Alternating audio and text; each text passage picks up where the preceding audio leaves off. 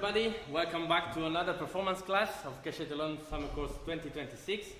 Really the last but not least one with our two distinguished faculty members and founders of Keshet Eilon, Professor Schnarch and Itzhak Rashkovsky.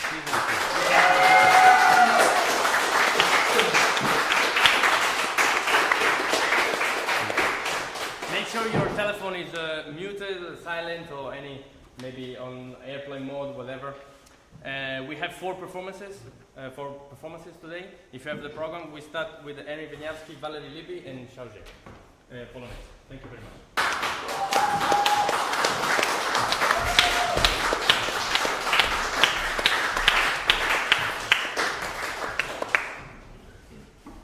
Yes, very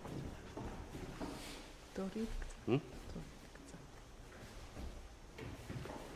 Anya want to see you.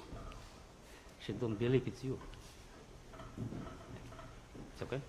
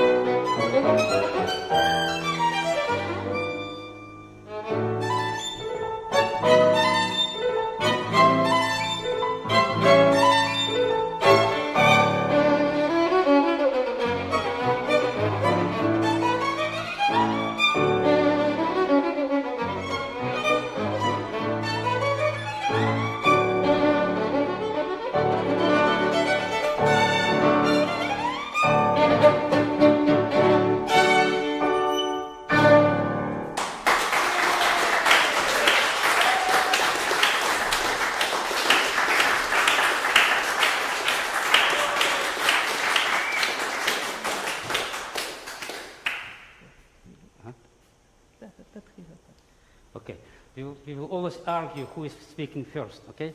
So this time I gave up and I will speak first. Okay, well done, Valerie. Yeah, you know, before we start even speaking about playing, I always like to speak about the piece itself, because we must always know what we are playing, yeah? So we heard Wieniawski Polonaise. Wieniawski wrote 2 Polonaises, yes? One for the staccato specialists, okay? And then this Opus 4, actually he was only 13 when he composed it, yes? It's your age, you're still 12, yes? Yes, okay, maybe next year you compose Polonaise. He was 13 when he composed it. It's incredible how a child can write such a virtuosic piece, and how well he knew instrument, you know, it's just unbelievable. And his first concerto as well, he was young. Don't remember which age, but definitely teenager, yes? And then when he was 18, he revised, yes? And this is the reason why sometimes we hear different versions of this Polonaise, okay? I'm not sure which version first, which second, yes? But we're playing one version, but some people play in the middle something different. So first of all, it's really, really well done. And now this class is called performance class. It's not a master class. And why performance class? Because, you know, it's so important that we bring on the stage music. Even if it's still in the working, this Polonaise is still in working process. It's the first time you brought it on the stage, yes? You didn't perform it before. This is why you play from the music, okay? Fine.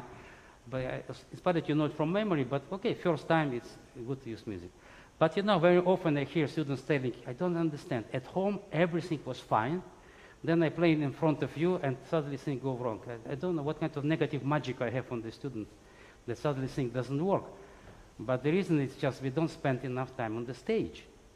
Because what we feel on the stage, adrenaline, never happen at home. At home you can mistake, you can repeat. On stage you can't. So this is why it's so important, guys, that you really, really perform more often. To perform once or twice a year is not enough. This is why the performance classes, I like really to be in the Royal College when we do this. We do on the weekly basis. And even if piece is still not ready, and even something doesn't work, is good. Mistakes are good, because only on mistakes you learn. Yes, if no mistakes, you don't know what's next time. So mistakes, please don't think, oh, it's end of the world, okay? Fine, and then last thing I want to say about, for the first time I was very happy, very pleased. Many things still in working process, but it's really first time to perform, no fear, yeah? But it's interesting when I hear Polonaise performed by the pianist or performed by the violinist. If you listen Polonaise played by Rubinstein, for example, yes, it's much slower. Polonaise of pianist, it's a noble dance, it's proud dance, Polonaise, Polish dance, yes. But violinists always playing so fast, like they have no time, you know, they're missing their bass, I don't know, right? And then they do it as a virtuosic piece, so we're forgetting that Polonaise is really a beautiful dance, a special dance, and very proud dance. So I think your tempo was sort of, you didn't offend people, violinists, and you didn't offend pianists. It's good. It's good. No need to play too fast, because there's not enough time really to understand the dance. So this was my comments about the Polonaise and about tempo, and the first time you performed. Really proud, and thank you very much for listening and to be together. Very good, but now, fine. So good afternoon all. It's almost afternoon. Beautifully played. Thank you very much for your support. Beautifully played too. Just to put this in perspective, there is on YouTube, there is a video about great violinists of the 20th century. In this video, Ivry Gitlis has got quite an important part in explaining what is all about it. And one passage I'm holding very tight to my heart, and he says, music is too great and rich to have only one way. And please start your musical attention from that, not only one way. With all due respect to my colleagues, in our musical home, we have decided, sorry, I'm with my back to you. We have decided that we will disagree in a large measure, but not completely. We keep a little ideas that are matching each other. So just one little secret, our home little secret, yes? Our library is doubled. Everything in our library have two. One with my fingers and one with and when disaster happened, by mistake, Anya take my music and give to students, or I give. What are they? Where it come from? It happened that I played on stage in Singapore from Itzhak's music, so I had to play by memory. Actually, it didn't work at all. Anyway, we agree to disagree, that's for sure. Anyway, so this is the first thing I wanted to say. I don't disagree with anything that you are doing. Just a little advice. Do you know by memory the beginning of the... Can you play it by memory, please? Once again, in order to believe you, I have to take it.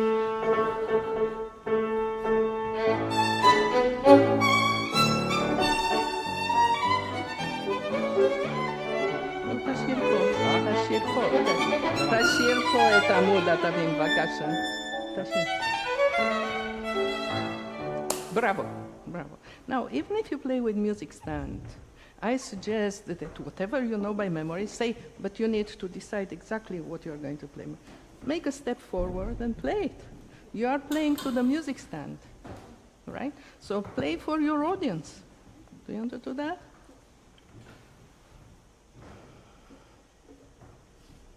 Sorry. One step. That's it. To whom do you want to play? To whom do you want to play? Choose somebody. Archery? Nitsa, here we are. Just 1 second. Can we move? No, she'll come back. And start.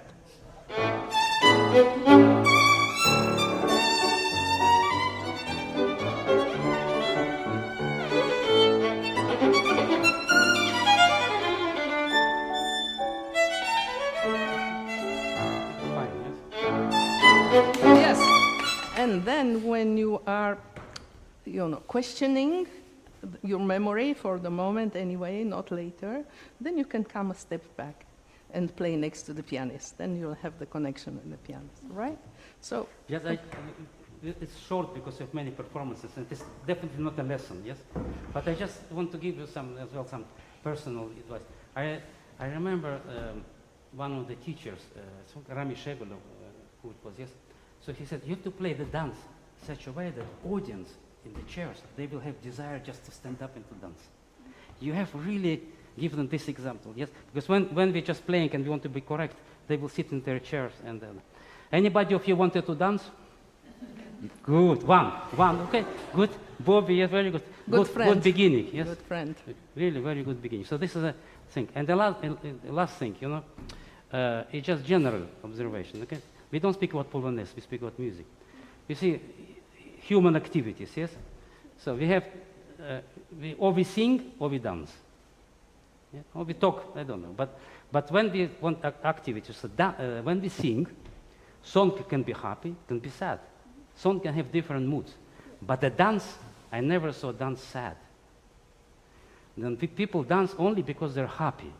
So that's why when you go on the stage and you play Polonaise, dance, you must be so elated, and you must really invite everybody to join for this dance. So we have really forget about violin at some stage, yes?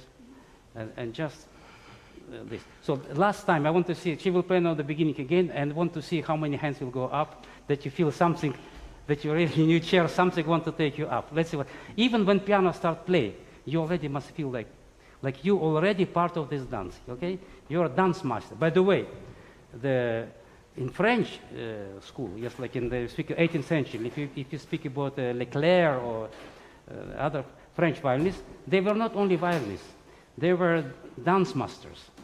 You know, they played with pochette, they taught dance. This was the music, have so much element of the dances, yes?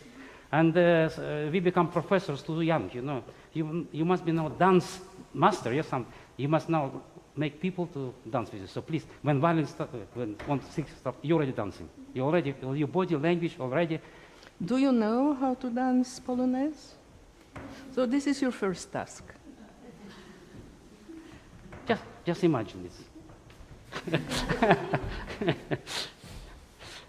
Yes. Bam, bam. Yes. Bam, bam.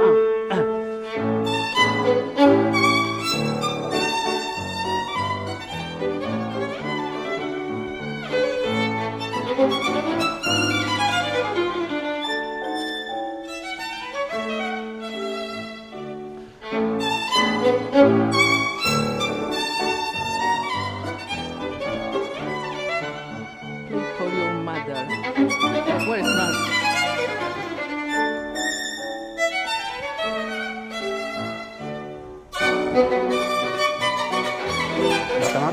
Non abbiamo lì, ma c'è una...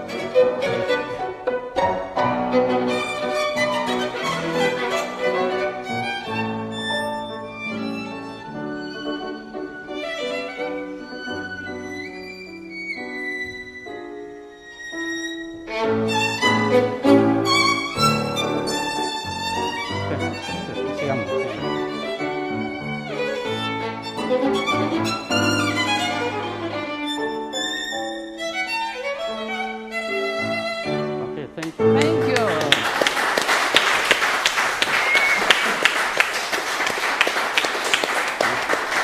Thank you. Any more desires to dance? That's it, that's it, that's it. So people must go after Polonaise smiling. Yes? Thank you very much. Thank you.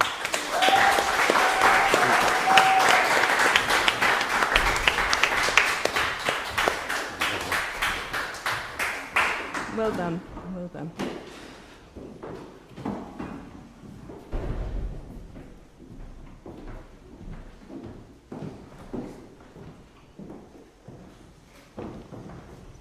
How high do you want? It's okay? High?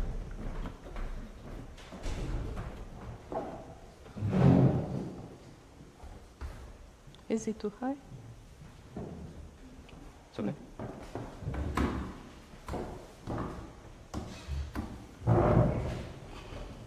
Что? No.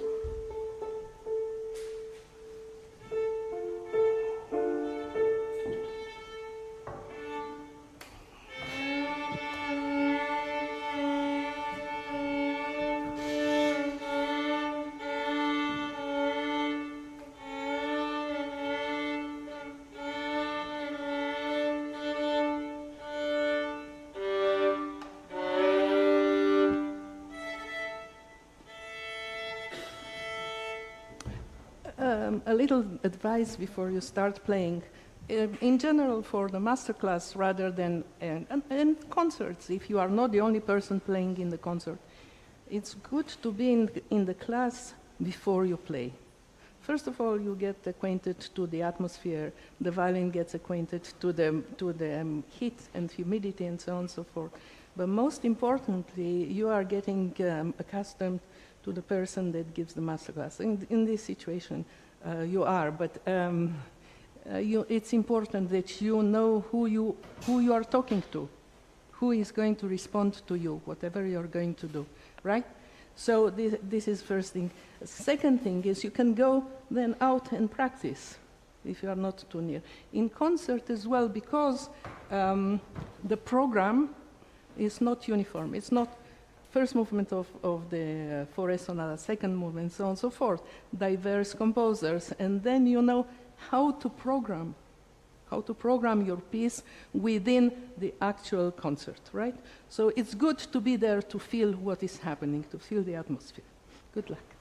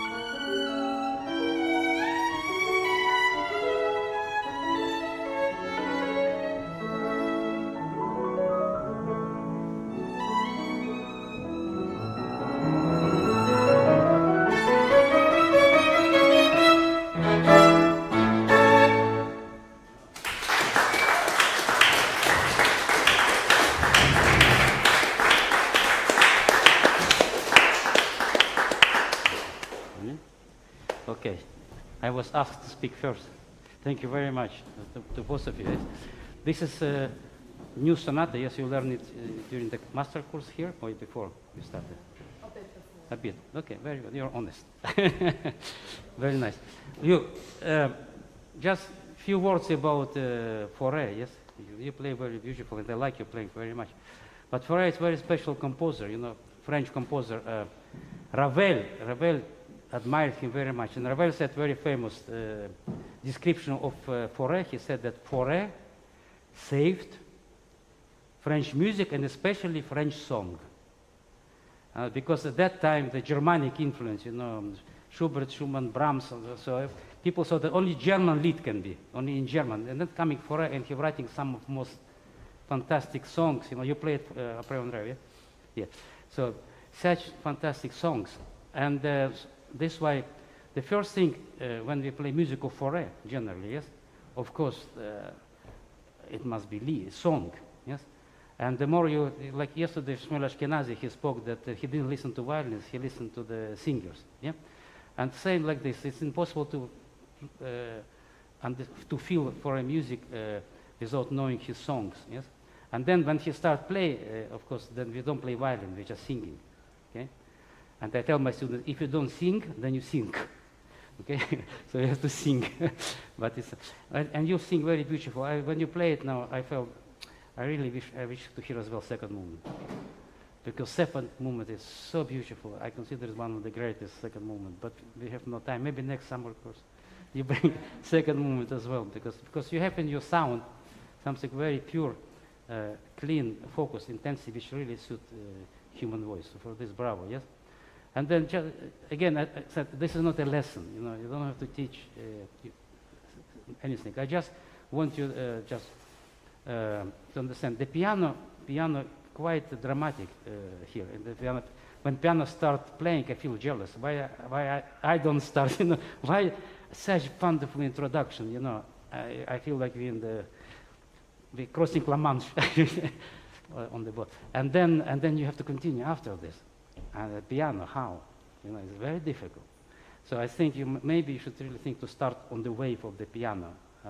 And not this way. Actually, in the original, I don't know which edition do you play. You play the Durand, yeah. Actually, the Fauré originally writing first note separate. Da, da, da, da, da, da, da, da, and then always legato. But the first always separate. I think this makes sense because it's really make you first note feel clear. Okay, so everything is here, but we have to compete with this monster. And sorry, I didn't mean, not you, yes? I remember Ivry Gitlis, we always go back to these great names, you know, Gitlis, the Handel, you know, because it was such privilege to be around these sort of giants of the violin. And first thing when people play, he was checking bow. Why it's so tight? No, no, no, it should be relax, relax. Okay, fine. And then sort of French sound, but I never understood what does mean French sound. Was it an American, was it a Canadian sound? Or so, I don't know. For me, it's good sound singing, but not good sound singing. And Kreisler, for example, completely opposite. He was tightening bow so hard, you know, and played everything with bite. So it's very personal. Yes, obviously, we don't have to play with stick. But when you play this kind of sonata and we have balance issues, okay, then we must really consider our projection. Yeah? And the last thing is connected to the singing. Only you're really vibrating beautiful and you connect to sing. But you have tendency sometimes in the end of the phrase, da da da da da da da da, the last note. Quite a few times it's happened because you play virtuosic. You're incredibly talented virtuosically, yes. But when we sing, we should really be careful not to make last note suddenly. I call it hiccup. Yes, just pay attention on this. But otherwise, I have nothing to add. You know, wonderful technique of the page turns. You know, how will you manage to do this? I don't know. Maybe one day there will be a computer here, and you do this, right? Huh? Already possible. And what will happen is suddenly you'll have problems with my few pages. No, but no, I admire this. Okay, it's fine, but I will never contemplate to perform this. My technique is not so good. Okay, so for people that are considering what is French music, yeah. I believe that composers were babies once upon a time, and their mothers, nannies were singing songs, lullabies, in their own language. So that is the language that they learned before they learned the actual speech. So there's always the question, which was first, the word or the sound? Now, this is a philosophical one, I will not go into that. So French people grew up with French music, German people grew up with German music, and you put the verb in the beginning, you forget what was the verb by the time you have finished the proposition, and so on and so forth. That's correct for Brahms, that's correct for Beethoven, that's correct for anybody that was born in the area of Germanic languages. And, yes, thank you. And we have an expert here. So what else do we have? We have Italiano, so the Italian music is very brilliant and very slick and so on and so forth. You need to wear very tight trousers as well. So that's Italian music, right? And so we're going to Russian, which is broad and is loving. No, I'm not speaking anymore about languages.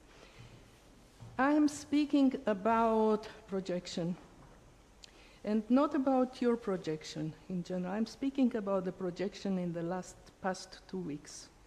Everybody has got a very projecting instruments. I don't want to call them loud. And everybody is trying to play louder and louder, louder, yet louder. And not many people are taking into consideration the size of this hall.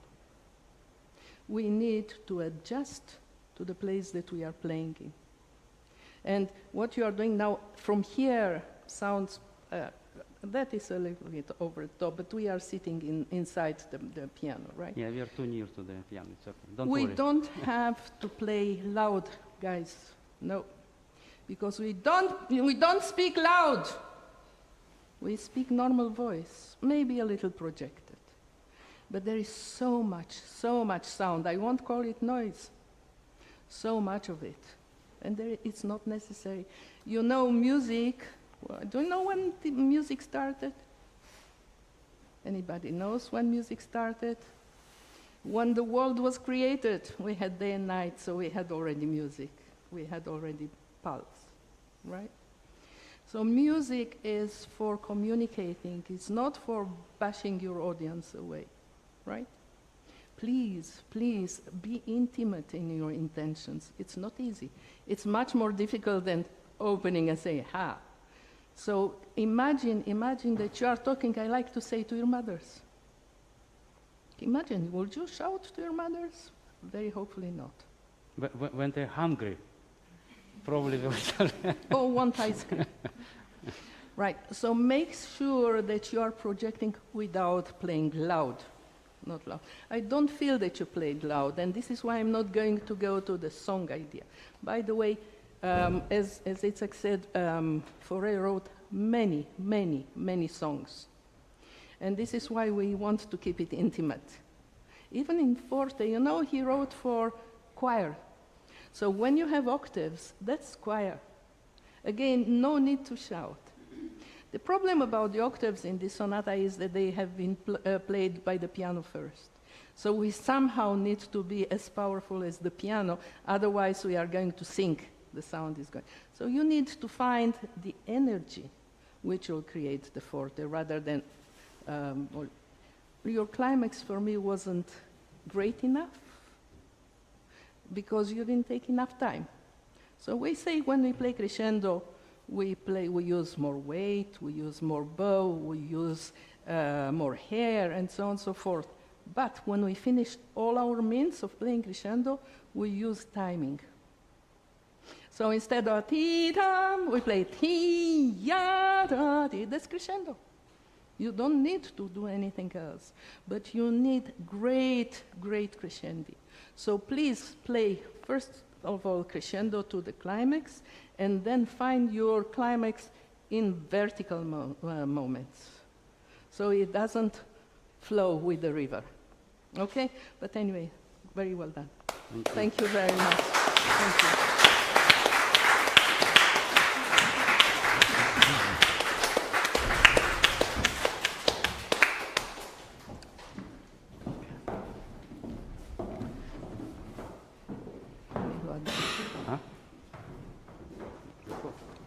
אני לא אדבר.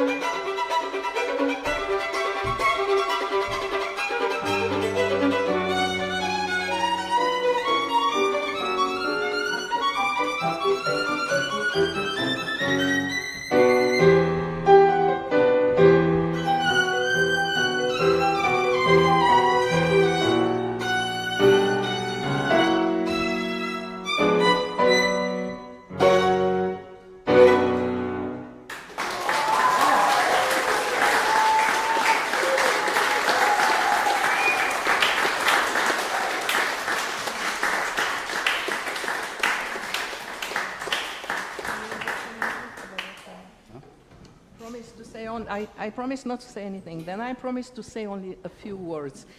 This is just the beginning. Congratulations, beautiful. It's the second time that you play this in public, not complete, right? Yeah. So you are still at the stage of learning, right? And this is why you are playing this to yourself. After 5, 10 performances, you'll be ready to play for everybody else, right? So gobble them quickly. Not quickly now, you don't have to force your learning tempo. Now, this is first thing. Second thing, I was trying to imagine Elgar in your playing. The guy with top hat and with a walking stick. Trying. Can you see him somewhere? Right. This will be a rhetorical question. I was trying to imagine Jelly Darani. Do you know Jelly Darani? You know the Elgar statue at South Kensington?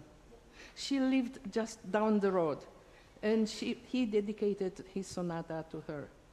And Bartok dedicated, no, actually it's Mr. Bartok, it's not Elgar, it's Bartok that is South Kensington. And Bartók dedicated his first sonata to her. And who else? Somebody. Ravel. Ravel wrote Tzigane. So she had a predilection to these composers. I didn't hear her. Right? This is second. Then the third I forget, but I wanted to ask you to do something. Can I have your violin? Thank you. Can you play from some place that is crescendo to climax? Can you play, just have a look in the piano part. Play without violin, gesture only. Just where you are going, arriving to the top note. Here. Can you play this?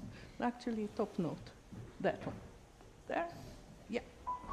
Just sing and move and perform it without the violin. Sing? Yeah, why not? But go for it. You play. You help her, please.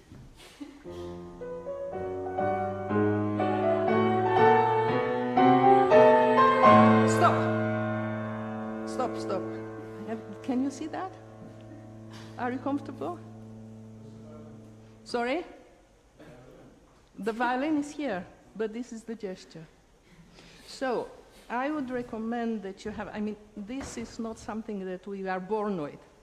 So I would recommend that you have a more natural position for climaxes, right? Yeah. This is my recommendation.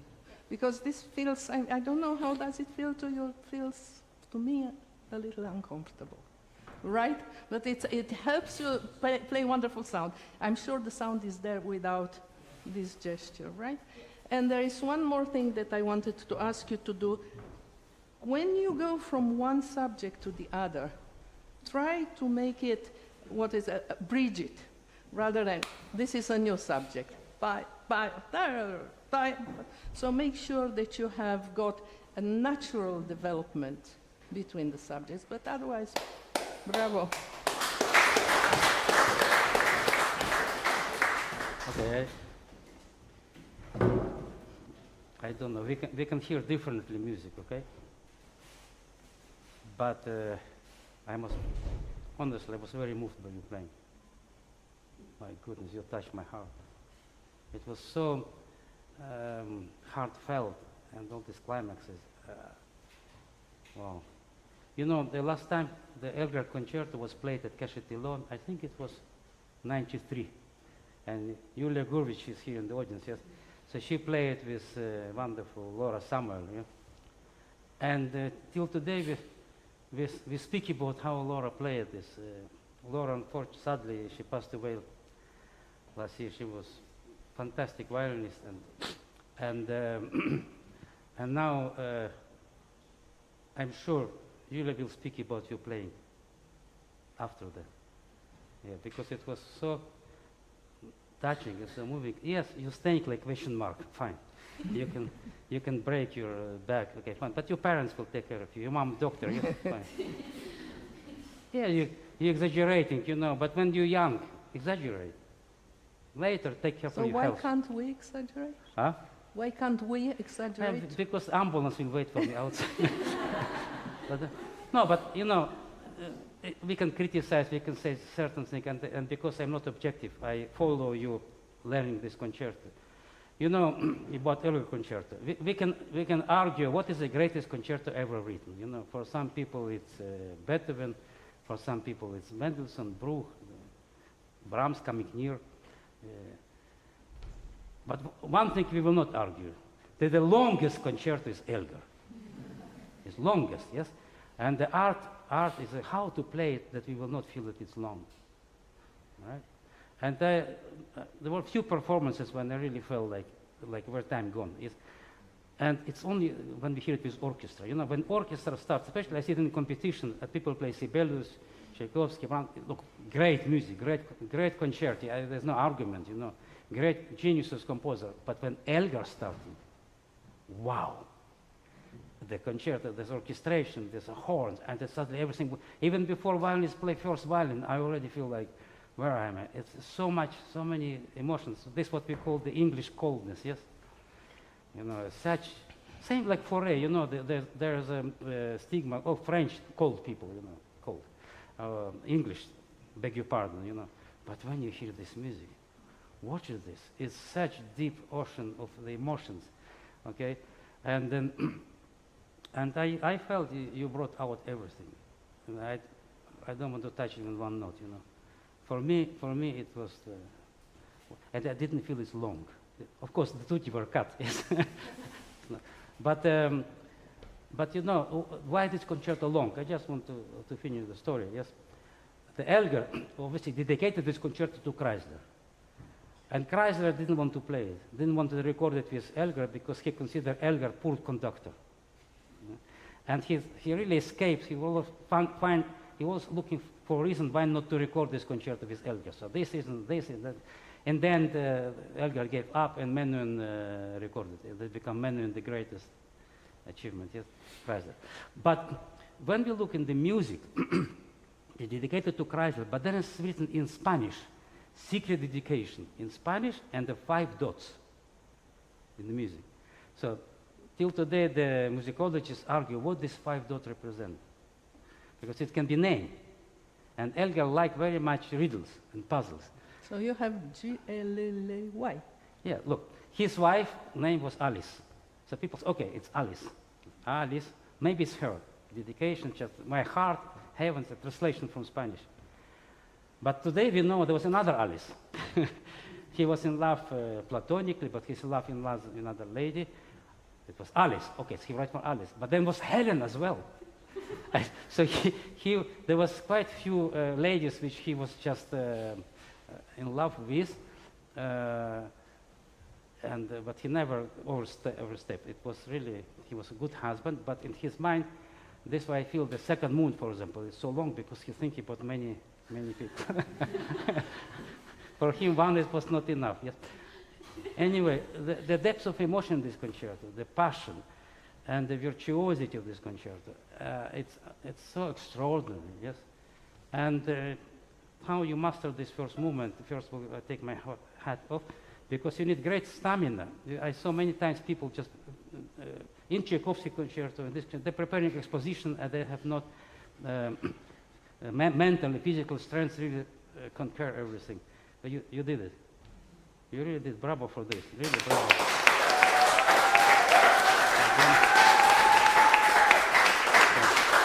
Thank you. For Sarah? Okay. Okay, thank you very much, sir. So, the last performer. Ani rado ti mi No, come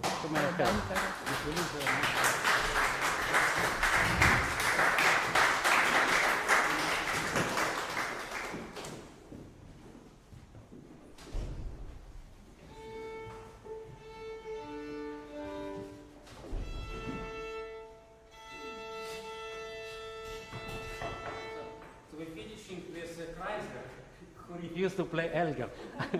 No, Kreisler.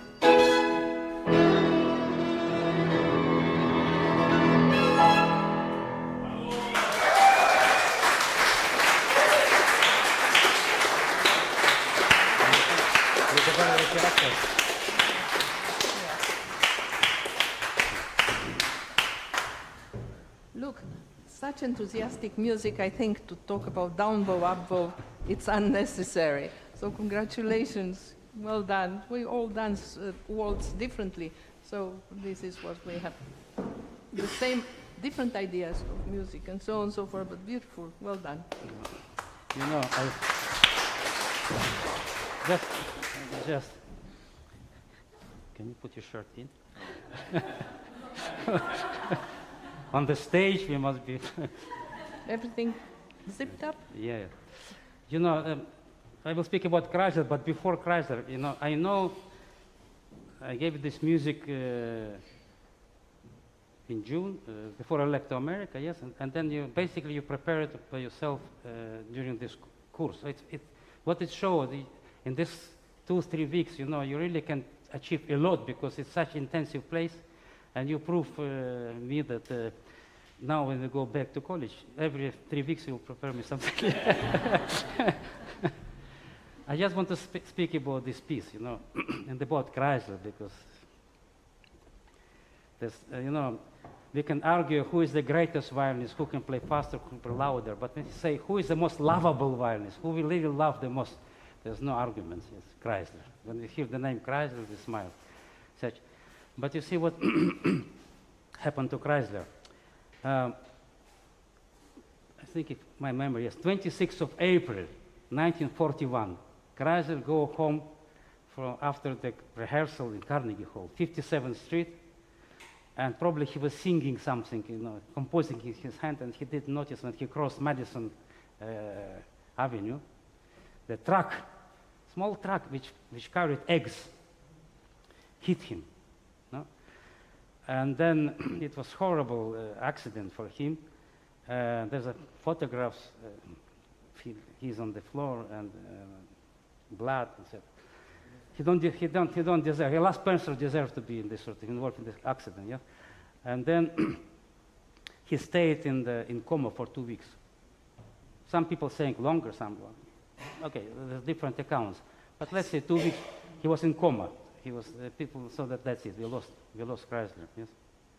But then somehow miraculously he came back, and months after his wife, Harriet, she found a way to bring him back. You know, he brought Violin to the hospital, and he told Fritz, this passage in Medicine Concerto, something. He took the violin and he played perfect this passage from Medicine Concerto. So he was back. Yeah? He was back. It was really one of the greatest. And he lived another 21 years. He died in 62, accident 41. This is his last major original piece of large scale, yes? This is last. And then he recorded this in 46. The recording is existing, this orchestra he playing. And I often think about this piece. What does represent this piece? It's actually a message to the world. He's telling to the whole world, you know, world is so beautiful. Vienna, you know, what became during the Second World War, before Second World War, so ugly, because he was forced, because he was Jewish, you know, and he left his homeland, but he always dreaming about homeland, you know, nostalgic. You know, one day he will be very nostalgic about Keshet Eilon, but 60 years wait, yes? And then he was very nostalgic, and this piece, he bring back his homeland, his beauty, his dance. And he telling in there this climax, all world, come on guys, let's dance waltz, let's enjoy. And this is what the piece is all about. It's not about anything else for me, yes? And I don't understand why this piece not performed often. You know, it's just really here very rare, this piece. You really managed to find in you playing this Kreisler touch, because people think Kreisler is soft as night, but if you listen carefully to Kreisler playing, it's really clear cut every note. He's really starting with sort of consonants, martelé, everything. He's not so what they call foo. You know, he's really very, very clear. And you found this. And as well, the waltz, you know, when I heard first time waltz, I heard waltz, of course, in Soviet Union, Russia, and then I heard suddenly waltz from Vienna, Christmas, I said, why so uncritical? But actually, it's like this. In Viennese style waltz, it's not so metronomical, and you really managed to bring it, yes, because somebody told you to do this way. Fine. Anyway, and I think, you know, finishing the performance classes, and I think it's so appropriate to finish with this piece, because to send to all of you message, you know, life is beautiful, world is beautiful. Let's keep it well. And you managed to, you make me smile. You know, I look in the audience, you make me smile. I forgot about violin, and really, bravo for this. Thank you very much. Thank you. That's it. Done, yes, that's not left. Thank you. Yeah. Thank you very much. Thank you. So we have, I hope no questions, yes? No questions, yes? Thank you very much.